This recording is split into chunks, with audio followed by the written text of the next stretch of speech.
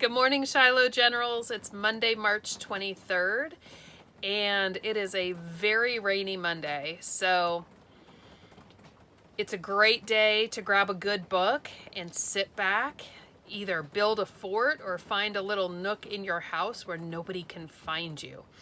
I'm going to continue reading Bat and the Waiting Game today, and we are currently on chapter 7. And at the end of this chapter, I am going to introduce you to another friend of mine. The other day you met Mittens, and I'm hoping to introduce you to one of my dogs at the end of this chapter. All right, so sit back and relax and use your visualizing technique while I read aloud. Chapter 7, Good News and Bad News. After school, Bat and Mom were sitting at the kitchen table, having a snack of sliced apples and cheddar cheese, waiting for Janie to get home. Bat liked to stack 2 slices of apple with 1 piece of cheese in between. It made for the perfect ratio of crunchiness and mushy saltiness. Thor was tucked away in the sling around Bat's neck, but the little guy was rustling around more than usual, making the stacking procedure difficult. He's getting bigger, Mom said. He's not quite a baby anymore. He's more like a toddler, and toddlers have lots of energy. I know some of you with younger siblings are now making a text-to-self connection because I know that your little brothers and sisters have a lot of energy as well. We'll see if Thor gets into as much trouble as they do. What did you do with me when I was a toddler? Bat asked. I made sure you got lots of exercise so you'd sleep at night, Mom answered. Bat thought about this as he bit into his slightly crooked apple cheese apple sandwich. Thor needed more exercise, and as his caretaker, Bat's job was to make that happen. Maybe I'll build him an obstacle course, Bat said, thinking out loud. The front door slammed open, and Bat heard the stomping of 2 sets of feet coming down the hallway toward the kitchen. Janie and Ezra. He could tell it was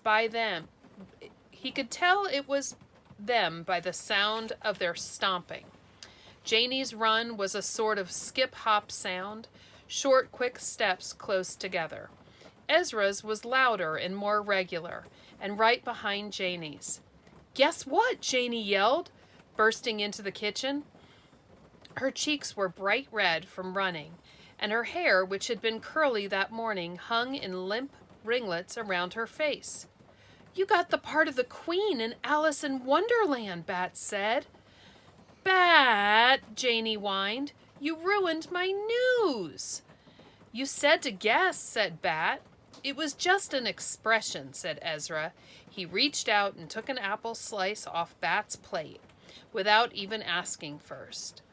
Bat pulled his plate a little closer. Hi, Dr. Tam, Ezra said.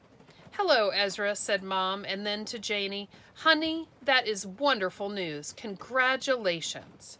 Okay, and in this illustration, you can see them all grouped around the table.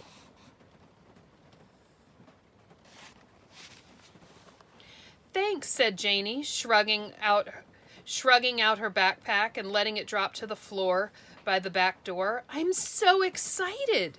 Rehearsals start tomorrow after school. Tomorrow, said Mom, but tomorrow is Tuesday. We have rehearsal every school day for the next... Let me go back there. We have rehearsal after school every day for the next 3 weeks, Janie said. Oh, Mom said, well, that throws a monkey wrench in our schedule. Bat knew that Mom was using an expression, and that there wasn't really a wrench shaped like a monkey, but it felt satisfying when he imagined one anyway.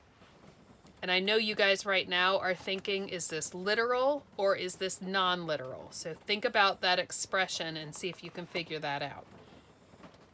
Usually you take care of Bat Tuesdays and Thursdays until I get home, Mom said. You're not going to tell me I can't do the play, are you? Janie's voice was getting louder and higher, like the tea kettle when it was just about to boil. because that would be totally unfair. No, no, no, of course not, Mom said. We'll work something out. Then she stood up and hugged Janie. I am so proud of you, she said. Be sure to call your dad and tell him the good news. He'll be thrilled. Now, Ezra, would you like an apple of your own? Ezra, whose hand had been reaching out toward Bat's plate again, said, Sure, Dr. Tam. And some cheese, too? Later that day, after Ezra had gone home, after dinner and dishes and Thor's bedtime feeding, when Bat was brushing his teeth, Mom came into the bathroom and sat down on the edge of the bathtub. Bat, she said, I want to ask you a question. Bat hated it when people talked to him when he couldn't answer. Worst of all was at the dentist when he had his mouth wide open and the dentist's rubber-gloved hands were in his mouth. And she'd ask, So, Bat, what grade are you in? Or what's your favorite hobby these days, Bat? And there was no way he could answer without biting her fingers. Right now, there weren't any fingers in his mouth, but there was a cheek full of foamy toothpaste. Bat spit it out and rinsed his mouth and then said, What?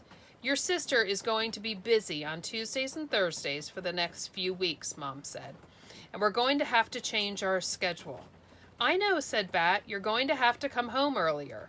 Well, no, Mom said. I can't do that. Then I could come to the clinic, Bat said. I could help Lawrence. It's nice to have you at the clinic now and then, Mom said, but maybe not quite that much. Also, you'd have your spring project to be working on. And then she told Bat that she'd talked to Israel's dad and that he had said that Bat could come over to their house for a few hours after school on Tuesdays and Thursdays until Janie's play was over. You could ride home with them. They'd give you a snack and you and Israel could work on your project. How does that sound? It sounded great for exactly 3 seconds until Bat remembered Thor. Can I bring Thor with me? Bat asked. Oh, Bat, Mom answered. I think that would be too much to ask of Israel's dad. Thor will have to stay with me at the clinic. Lawrence will take care of him. That sounds like a terrible idea, Bat said. Tell Janie she can't do the play.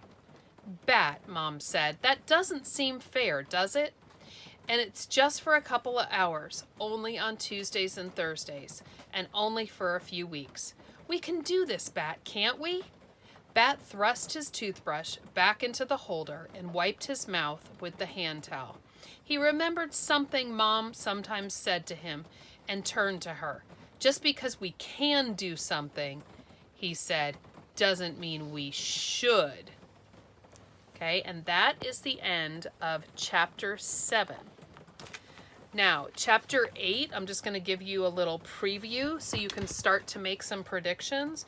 Chapter 8 is called Kitchens. I wonder what that is going to be about. Okay, now I also would like to introduce you to... I wonder why this isn't working.